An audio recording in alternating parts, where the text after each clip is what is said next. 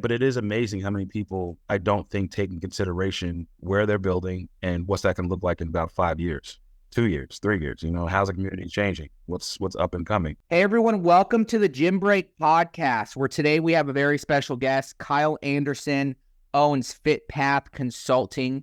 Kyle, why don't you tell everyone a little bit about yourself, what you do, and a little bit about your backstory? Sure. Well, thank you. I appreciate taking the time to talk to me. So I've been in the fitness industry for about 22 years. I started at Bally's as a personal trainer, then went on to pretty much manage that gym. If anyone knows Bally's, how long ago that was. I'm aging myself even saying that. But so I went on from Bally's and then New York Sports Club, managed there, New York Health and Racket, a bunch of gyms boutique gyms, Boom Fitness. And then I went independent for about 10 years. And so it was great. I mean, the independent life, it's great depending on who you actually know. I was in Manhattan. So if you get one client, then, if that client is great and they, have a decent amount of coin, you can make a decent amount of money out there. So I did that for about 10 years. And in the midst of all that, I'm an athlete, so I've done pro tryouts and stuff like that. And then moved to Florida about 4 years ago where I started to manage gyms again. So I managed an EMS studio called Body 20. That's a growing franchise right now. I think they're the number one leader in EMS right now in that category, in that space. And then I moved to BFT, managed them for about 8 months, and they were exponential. But after I left BFT, I decided to go independent. I've been doing it for so long. Why not consult? So that's kind of where I'm at right now. I actually had a sit down with BFT a few weeks ago. Did you really? We won't get into that one. We won't get into But yeah, so, I love the story. I love the fact that you have the gym experience in the background. I love to dive a little bit more into that. We can also dive into, I'd love to kind of talk a little bit about you personally as an athlete, because our parent company, Creative, focuses on athletic-driven brands itself. And so within that, we do a lot more larger RFP/brand strategy and web development for the larger companies. But I've seen kind of this correlation as we've kind of started to create GymMark with personality types and the types of people. My wife's a family trauma therapist, so I always rate people off of color. Like I can always tell what kind of person people are. Right. And so when you were in those management positions, is there anything that you feel now that you're out and you're consulting that you feel is lacking in the gym space that could be done better? Oh, yeah. I mean, just from a corporate sale, depends on if you want to go big box. So I used to work at LA Fitness also, and that's a different monster altogether. Not in the best way. But from big box to boutique, in my opinion, it starts with ownership, and then it goes from ownership and it goes to management. And what I mean by that is when you're in a corporate gym, they don't really listen to, everyone else. They're very late on things. They don't listen to, lower management. They don't listen to staff. You can go on LA Fitness and go on Glassdoor and just look at the feedback on there. I mean, I don't even know if they actually pay attention to any of that stuff because it's all negative, and LA Fitness has not changed a thing. And also, when it comes to boutique, I would say there's a huge gap in education in terms of how to actually run a gym. So you'll see one of the gyms I used to work at, the owners they owned a hotel in Miami, and then they decided to buy a boutique, and they do not know how to run it, at all. The location is terrible. They're surrounded by a bunch of other gyms. And so I say that to say, like, the lack of education. And the thing is, depending on what system you're in, like Exponential and other brands, other corporate entities will set you up, but they kind of don't lead you in the right direction. Corporate themselves doesn't know a lot of different things because, you might have someone who's in charge of marketing and they're 22 years old. What do they know? They haven't run the gym before. So I think this is a lack of education. If you have a lack of education from an ownership standpoint, how are you going to educate your GM and your staff? So I think that's one of the biggest things that needs to happen now. I think with consulting, especially in the fitness industry, is going to take off because I think a lot of owners are realizing that they do need help, but it's just going to take us to, beat the bigger drum out there on LinkedIn and on these other avenues like Instagram and, get our ads out there just to know that we actually do exist and we can help out. I specialize in pre-sales just because, when I was at Body 20, our pre-sales ran for 9 months. What are you going to do after that? Pre-sales usually last 3 to 4 months, so there's strategies that you can put in place if that actually happens, so I just think a lack of education. Yeah, lack of education. It also sounds like the way you pushed it, you said that, there's a gap between ownership and management. It doesn't sound like there's too much, they don't really bring on leadership type roles into that environment, and they're no. And I think one of the things, the problem is because if you don't know, if you don't come from a gym background, if you don't come from an athletic background or anything in the fitness arena, it's not to say that you don't know how to hire, but it's a very different thing hiring at a hotel, hiring at an Applebee's as opposed to an actual gym. You know, if you're in an Applebee's, you don't have to worry about retention so much. Yeah. In a gym, you do. That is the biggest thing. Right now, retention is anywhere between 4 and 7%, you know, and 50% of members leave after about 6 months, you know, so you have to worry about that attrition every month.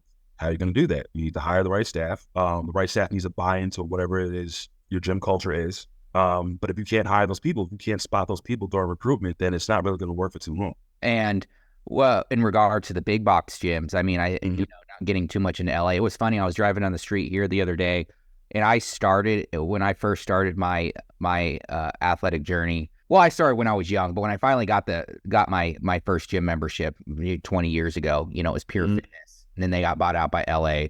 And I left LA when I moved. And let's not even talk about how they make you come in to cancel your membership. I get it, but I'm like, there's different ways you can keep people around by trying to, you know, make them drive down.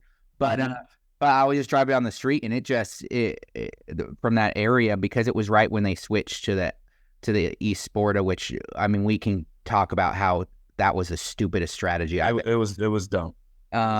But it's now Mountainside. So I'm like, all the sports I believe got bought, or maybe there's like 2 in existence. Yeah, it was like, let's cheapen our model here, and instead of, from my perspective, it was like, I have an idea. They're like, instead of raising our prices, or doing making the gym environment that much better, because as you know, it was just 2 years before that they remodeled all of them. All the LA Fitnesses. And when I was looking, and I'm like, dude, this is the cheapest remodel I've ever seen in my life. It was like we don't even have to go into like how they remodeled it, but it was like, this is so cheap. Like it reminded me of a motel, you know? And so I noticed as they started changing to East Sporta, just from a branding perspective, was like, oh, you're creating the signatures, upping the price there to try different type of clientele, but then you're keeping all of your lower clientele at this lower price range with the cheap model, when you see all the other big box gyms doing it completely different. They're like, let's just have all of our gyms be kind of that luxury type, not luxury in its per se, but focused around a certain community, right? But yeah. Well, LA Fitness is going to go through another transition. From when I was there, this is a little inside baseball because I haven't seen this actually reported yet, but LA Fitness is supposed to get rid of all their basketball, which is a huge... All their what? All their basketball courts. They're going to get rid of all their basketball courts and move them to recovery. And they partnered at the time when I was with the regional office. They partnered with, or they're supposed to partner with Strive or Stride or something like that, and bring in more recovery. So they're going to add classes for recovery, different types of therapy, and so forth. And that was supposed to be done. I believe it's going to happen next year. But they're getting rid of all the basketball courts and, adding those classes. So, but it's so funny because a lot of these big box gyms are so late to the game, and it doesn't make sense to me because there's so many people in their corporate office, and they should be looking out for trends. What's happening in the next 2 years? What happening in the next 3 years? I used to do a lot of stuff in fashion. The stuff that you see in fashion right now, whether it's high-end fashion and so forth, this was done 3 years ago. They forecast for this type of stuff. So with big box gyms, it's still beyond me why there's someone not like with their ear to the ground. What's the next big thing happening? Because they have the budget. They could have done this 2 years ago. Yeah, all this recovery stuff that's happening now. But and they have the budget to deal with AI. I just got off an hour and a half ago with this company called GrowFit, and all the stuff that's happening with AI right now. Trainers can use Chat GPT to come up with nutrition plans. That's a whole other story. But what GrowFit is doing, they are using AI and a camera system that they have to monitor people that are actually in the gym. So once you sign up, they're going to integrate it with your CRM. And then once you sign up, their camera system actually monitors you. So it's like, okay, well, Zachary's on his bench press right now. His form looks a little off. And then it alerts members, it alerts the team member, like, okay, go talk to Zachary. He hasn't been here in a while, blah, blah, blah. And it lists all of his stats right there. Zach's been doing bench press for the longest time. Tell him to do something else. And it comes up with scripts right then and there on the interface. So and that's beautiful because it sounds to me they are integrating the AI with what it should be for, which is finding a way to customer service exactly with the people. I had a prospect about a month and a half ago, some dude that didn't know anything about gyms, made it big in crypto apparently. He bought 3 gyms, one in New York and one in Florida. They're all different models, but he was like, he got to a point, and I see this a lot too with gyms within the stage 2, which is right past the validation stage. You help them with where they're like, I don't want to work with people anymore. Right. So they end up, this guy ended up, he had 3 gyms. I think their overall gross was, and I don't want to say the name, but it was under $1 million. And first thing I thought is, how do you have 3 gyms and you're only making like $800,000 a year? Like, you did not. The 3 of them? Yeah, I know. I'm like, you did not have a good growth strategy here. But he got all his employees and he used AI to just cut out everybody in that worked for the gym. And I'm like, that's the opposite of what you should be doing. Complete opposite. AI should be in addition to your employees. Yeah, and done in the right way. You know, me being in the creative space and the marketing space myself, I get a lot of people that are, prospects that are like, oh, let's use AI to do content or AI to do this. And I'm like, man, like, you need people, no matter what, if you're a personal brand or you're corporate, you're always going to need people to come in and work with you and to build a culture. And I think that's what he was missing. It was like, hey, no, your problem isn't necessarily that the people, it's that you're not building a culture on the right types of people. Right. And that's one of the things that, I think some gym owners miss. They think they're doing it the right way, but there's a difference between culture and your community. Your community is going to make up your culture. So if you're advertising to the right people, if you're, get these type of leads, whatever your lead form is, you will, if you're marketing to the demographic that you want, CrossFit has a culture. So CrossFit with their ads, they're going to attract a specific kind of person, which creates their culture. But it's the community that creates that culture. So I think that's one thing that's skipped when you're working on pre-sales and working with digital ads and so forth, just attracting the right people. Yeah, attracting the right people. And I think that, I always like to tell people, I always like to say, don't get stuck in validation mode, because there comes a time, especially for these gyms at around stage 2, which, enough about gyms. I usually on the 250 to 500K a year mark, where they just got enough members in, and then they're kind of ready for that next growth phase of bringing in leadership, management, and all that stuff. And they always come and they're like, just bring me leads. And I'm just like, that's not how you're going to build sustainability. It's not at all. No. And it's so funny to me, because I'm like, you're stuck in validation mode. Yeah, you may have to do that kind of stuff at the beginning to start building the hype, but you're past that, man. Like, start focusing on the right people, build the culture. Exactly. Especially with the franchises. The goal is to open up with 150. The reason for that is that the 150 mark usually makes you profitable when you first open at the pre-sales. But then also corporate wants you at 150, because if you have that 150, you're profitable, but then you can also pay your franchise fee. So anything past 150, that's what the goal is. I was talking to the founder of Club Pilates yesterday, meeting with her, Allison Beardsley, and she's starting this new fitness boutique. It's called Red Light Method. But right now it's in the Midwest. She has 1 studio, but she's opening up 3 more, and we're trying to do business together. And she has 400 members in her studio. Now, the weird thing about this is that she sold Club Pilates to Exponential, and right now Red Light Method is in the middle of nowhere. She didn't call Chamber of Commerce. She didn't do anything or any of the normal things that you would do. She'd have a grand opening, nothing or anything like that. And right now she currently has 4 members, which is great. You're hard pressed to get 350. And we were talking about digital ads and what should be done and blah, blah, blah. Right now, I think tonight or tomorrow, she's doing her first event, which is Pinot and Pilates. And we were also talking about how ads right now, digital ads are running between $50 and $90, some studios, which is absolutely crazy to me. But then you run into these problems, and, a lot of these studio owners don't know what to do with stuff like that. With digital ads and know how to run the pre-sales to get to a certain number and stuff like that. A lot of them don't even know that you need 150, to be profitable. You look at some of these P&Ls and you're like, you guys are losing 10 grand a month. What is happening? Consultants, that's what they need. They need consultants. They either try to grow too fast. Well, and me and you are in a very similar boat. I don't focus on pre-sales. I'd love to hear a little bit about any strategy or slight thing you can do to help the community and be on here. But I focus much more on the sustainable lead growth. So I'm much more towards the the 500 to a million, or when they're expanding to kind of start building that more of those warm marketing approaches around positioning and experience shares. And then what we both talked about when we were ranting the other day, advocacy through reviews and letting your community be the ones that bring the people in, not the gimmicky ads that you see. Right.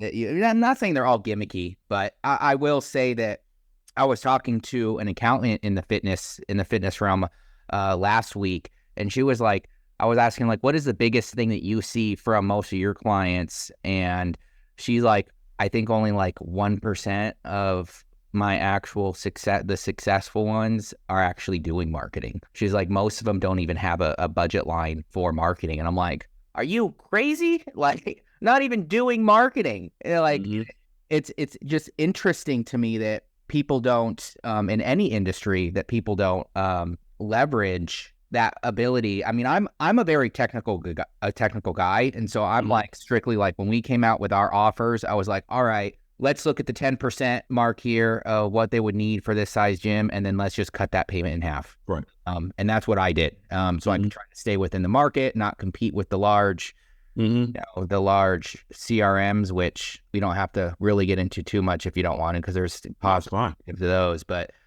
yeah, there's one thing that you kind of said on here that I like to touch on, and you were talking a little bit about being 3 steps ahead. Now, I know that big box gyms are different.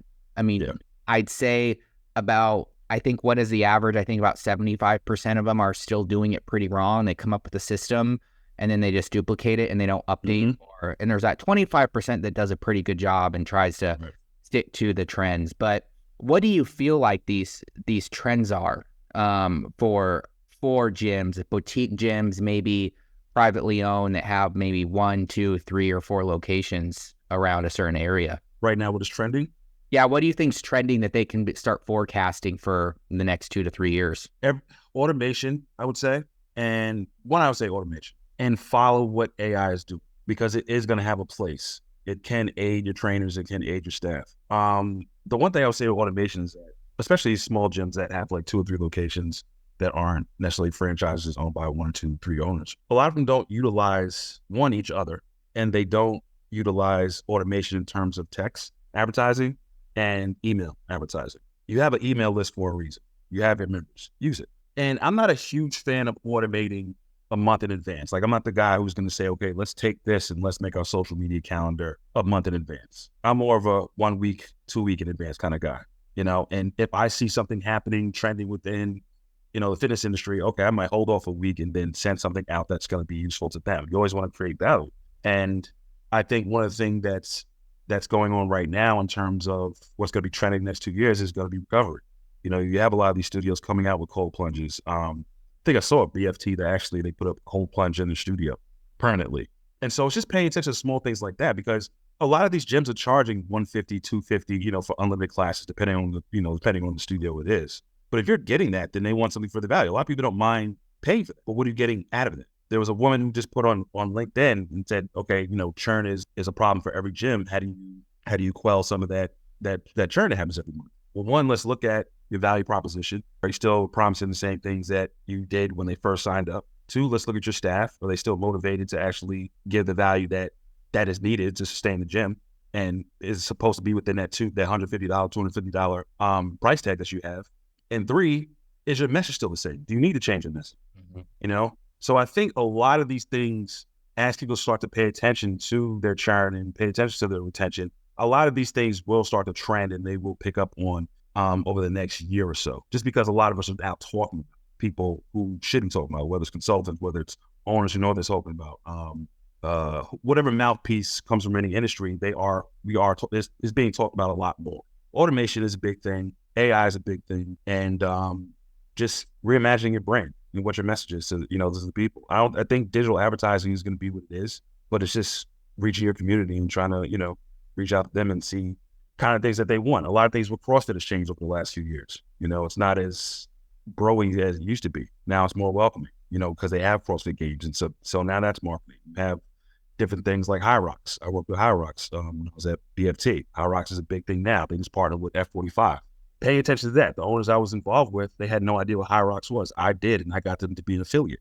And when I left BFT, the members that I was involved with at BFT, they came in third at High Rocks in Fort Lauderdale. So it's different things like that. Just offering more value, reevaluating the value that you're already given. What's missing? What's the white space? Yeah, what I heard there, to break it down in a nutshell, I think it's experiences. Mm-hmm. I think, and the experiences can be multiple things. Yes, it could be AI with your team, it could be culture, but you even said like in there, like multiple business owners that own maybe 2, 3, 4 locations I took away consistency. There's no consistency amongst their marketing, their branding. And I think that's something that's quite funny because the way I look at the market, especially with me working from home for the last way before 2020, is I'm like, man, so many gyms are afraid of this whole people starting to want to work out from home perspective, but embrace it, like utilize for retention, right? And so that's what I'm a real big advocate on. I'm like, hey, try to provide the same experience in the gym as outside the gym. Try to even down to build that brand consistency. And I think that's one thing that most of them lack is branding in a nutshell, is they don't really think about brand because it has no ROI. They remodel their gym, they have their neighbor next door develop their brand, thinking it's just about the logo and it's just about that random color. And it's like, it's part of it, but there's so much more to building a strategy than just a color and a logo. That experience, right? And I know for a fact when I'm looking to go to a gym, especially thinking in the minds of a consumer, that you're right, retention is a huge key. It's different than a one-off transaction type organization where it's like, I'll drive 15 miles to go fix my car if I really like her, I'm loyal, right? More of like, hey, like I personally, I don't want to work out from home. I want to have a place where I can have a community, know people, grow off of that, grow the experience of like-minded people that I can work out with. And so, yeah, unfortunately, back to your thing you were saying earlier, like I think picking a location is the first real thing the sign of failure, right? Like make sure that you pick a location. That's your first part of your strategy is like, all right, what is the demo around this area? And can I grow a specific, I'm not going to say niche, but grow a certain type of community / culture around this area? And the price point even available in this area? Well, that's one of the things that I've also noticed, and I'm in the middle of writing an ebook about that, and that's one of the 10-step process to pre-sales, and one is actually location. And I don't think, because a lot of times when you're doing a franchise, you get put with a franchise consultant in terms of a financial consultant, so they will help you with that. I think a lot of them are out for money, so we just like, okay, well, yeah, this is the great space, but that's great, it's next to a gas station in the field and 4 miles from anything that's, remotely popular. Okay. It's not going to make any money, but it is amazing how many people I don't think take in consideration where they're building and what's that going to look like in about 5 years, 2 years, 3 years, how's the community changing? What's up and coming? And usually if it's not a franchise, you're hamstrung in a contract for 10 years, but you're stuck in at least for about 6 years, with your landlord, if not longer. And so what's that going to look like in 7 years, 8 years, so the location is so key. It's not the only thing, but it's a big thing. Oh, and I think that going back to your trends that you mentioned, kind of the trends of where this going to be, and that's a sign I think of leadership. Like those are the types of things that you have to start thinking about, and in reality, that is strategy. Even down to I think indirect competitors. Like depending on the type of gym you're at, I had a prospect once come in, and they were like, "Hey, this wasn't in the gym space. This was a friend of mine that came in, and she had her mom was opening a miniature golf course, and she's like, she had 2 locations out in the middle of boonies or right next to Top Golf." And I was like, I hope she picked the one next to Top Golf. And she's like, no, she didn't. She's out here. She's like, she was afraid Top Golf was going to compete with her. And I'm like, the exact opposite. It's two different things. 2 different things. Yeah. I'm like, you would have, she literally signed her death warrant before she even opened the doors. And so like thinking about that kind of stuff, like what types of other businesses are around you that you could even come up with some sort of partnership deal with. Like if it's a smoothie place, here we have a place called Protein House where it's all healthy foods, and that's right next to a gym. So that they purposely did that strategy. Right. I do. I like to go there and then go get my protein burger after the gym. And so you have that ability to think about that stuff and leverage people going to the other location too, that's kind of free marketing. Absolutely. And I mean, and the thing is, depending on your fitness studio, depending on what you're doing, a gym you can be in the same vicinity as a gym. I mean, or as another fitness concept. How do you work together? If you're a Pilates studio versus an Orange Theory, you're doing two different things. I love that you brought this up. Keep going. There's so many different types of collaborations that you can actually do. It's endless. You just got to get creative. That's one of the things I talked about the other day on one of the posts I did, is just during pre-sales, you got to get creative. If you're if your pre-sale goes past the 3 to 4 month mark, okay, how do you get creative? One of the things that I said is, okay, get creative with their content, put it out there, be honest what's happening, keep the people engaged. A lot of owners, unfortunately, are not thinking that in that link. Yeah. And I think that's a mindset shift. I think because I know when I started my business over 8 years ago, I looked at mindset and I was like, this mindset's that's the stupidest thing I ever heard. And now it's I'm like, no, mindset and learning to be more of a leader and less so of a manager, I think is crucial, Right. There comes a time when those smaller type decisions, like you just said, are going to make, no matter what size you are going to make such a larger impact on the well-being and the growth of your gym than just sitting behind a computer and trying to write an ad, right? So absolutely, because it keeps people engaged and they understand stuff happens. Like we in Weston, when Weston is notoriously known for permitting, and usually when you have along a pre-sale, it is a permitting problem. It's usually not something that has to do with you. So we had people coming in and, asking, okay, what's going on? And, they could see the construction that's happening in the studio. They're like, and this was like soccer moms was like, okay, you're not going to be open anytime soon. That's how bad it is, because you have nothing to do with construction, but you can just look at the space and know that's not going to be ready in about a month, 2 months, and 3 months. But what we decided to do is get creative with our social. We would be in the construction site or keep people engaged. And people pretty much understand. If you're honest and you apologize, you're going to lose some people, but by and large, people are going to understand, like, okay, stuff happens, but this is how you kind of deal with adversity, and that kind of adds to, okay, I like that person because they're making the best out of a not so great situation. And that speaks to the character of people that are actually in your gym when they can make the best out of not such a great situation.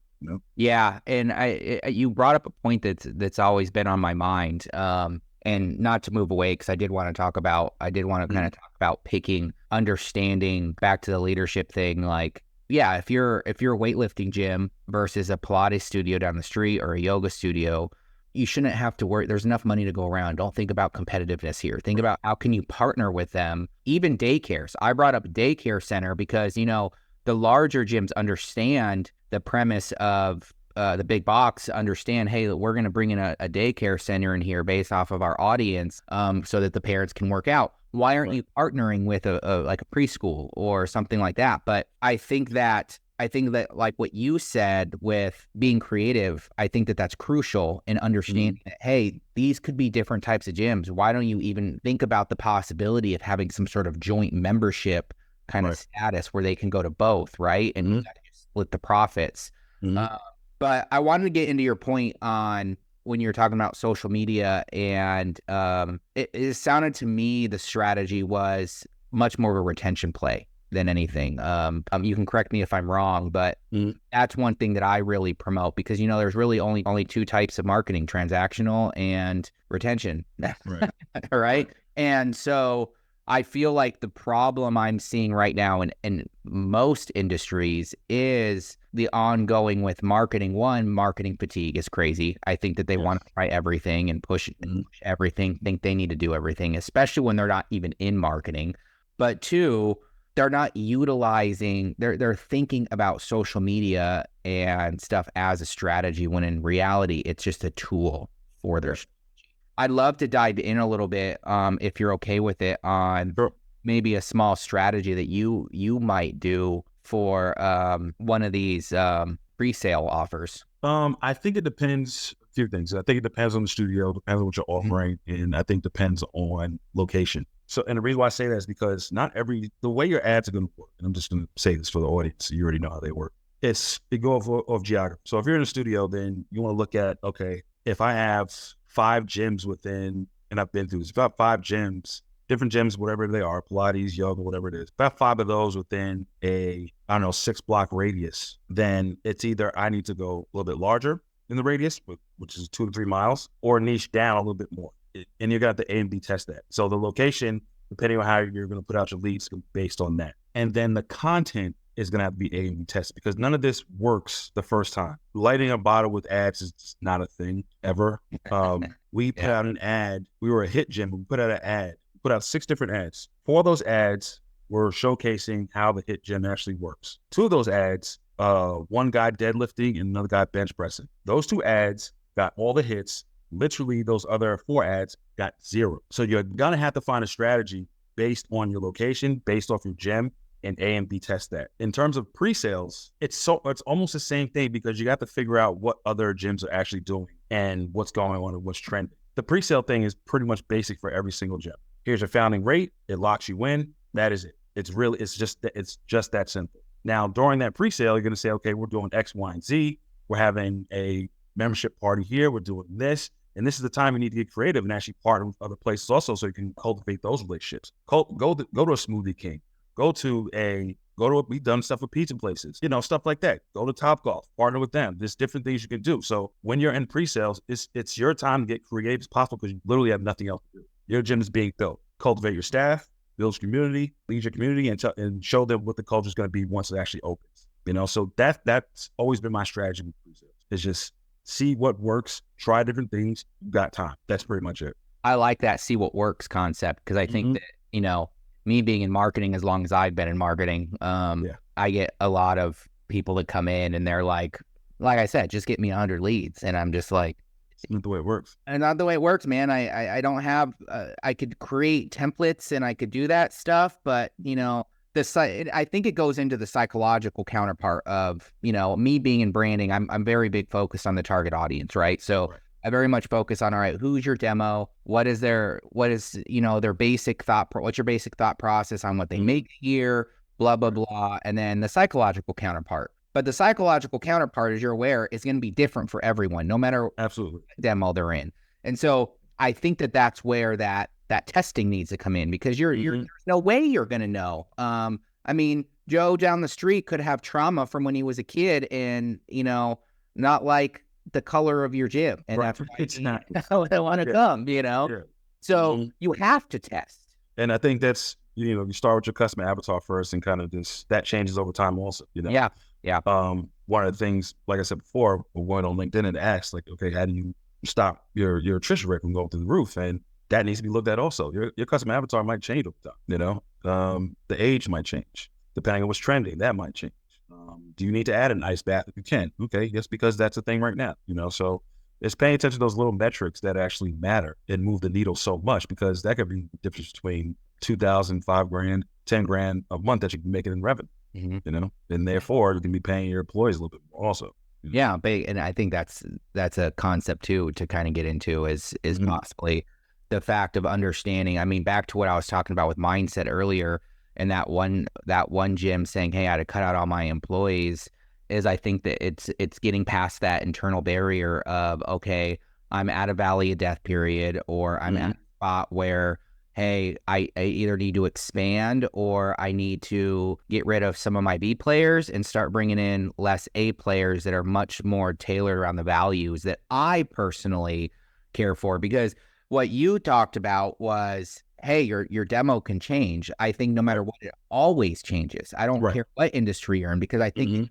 to a point where you evolve as a person, your priority shift, your value shift or evolve. And so is your demo. You may have hated keto back in the day, this is an example, but now you're like, oh, you live by it. And so now you want to turn your gym into much more of that type of a workout and endurance and all that nifty stuff. And so I think that probably one takeaway that a lot of gym owners can have that come on this podcast is it's okay to evolve and shift to really, well, let me give an example. When I have prospects come in, they're always like, hey, because we'll work on their positioning first, from the visual and the messaging side, and they're always at that stage where they kind of need to evolve, and they're like, what's the ROI on this? which like you said earlier with the community and going out and doing pre-sales, it's like, it's actually very hard to find a good ROI based off of the graphics or the types of situations you do.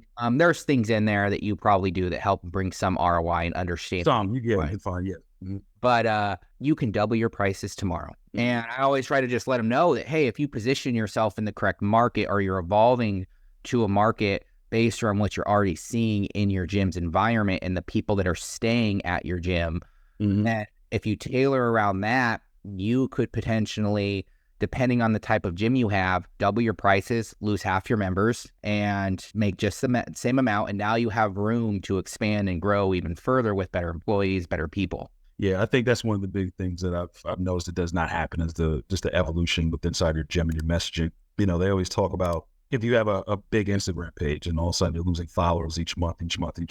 Well, it's because your followers are getting older and their priorities are changing. Yeah. You know, there's a reason for that. They're not just leaving you because they don't like you anymore. It's just because they've grown, you know? So it's up to you to spot that, whoever's in charge, and to kind of just grow out of it also. What can you change? And it doesn't have to be a big thing. You have to change your logo, your colors, or anything else, but it's just little small things in your messaging or how you talk to customers or, you know, whatever it is. It's those small things that can make a big difference. Yeah, right now, from an internal level, we're shifting our values based off of my evolution and what I've seen so that I can start shifting. But does that necessarily mean I'm shifting the rest of my brand? No. Yes, we've opened Gym Mark. We're focusing on, you know, that audience, that type of audience a little bit more as more of a sub-brand perspective. But I'm not going in there and basically reinventing the wheel with everything that I've done and saying from scratch, right? But yeah, is there anything else that you'd love to touch on before we end for the podcast for the day? No, I would just say, you know, to all the gym owners out there, just educate yourselves. You know, you have time. To me right now, we're in the day and age where not knowing too much is no excuse. You know, everything's at your fingertips. There's people out there who have the questions. I mean, who have the answers. Because you're going to have some questions, and just learn as much as you can. You know, you are going to mess up. You are going to mess up, you know, from big box gyms to small gyms. You are going to mess up, whether it's your fault or not. Something will go wrong. You know, just educate yourself as much as possible. Beautiful. Well said. Well, we'll finish it off then. Why don't you tell everyone again who you are and where they can find you? I am Kyle Anderson, FitPath Consulting. Started that a few months ago, and here to help with your pre-sales, whether it's pre-sales, whether you need a brand refresh, digital advertising. We do virtual management. You know, if you're at a pre-sales and you're still trying to look for your general manager or your staff, we step right in and help you with that. All the leads for you, pretty much handle everything. So beautiful. If you need us, we're out there. FitPathConsulting.com. Beautiful. Well, thanks for jumping on another episode of the Gym Break Podcast. And this won't be the last time. I'll have you on again soon. Great.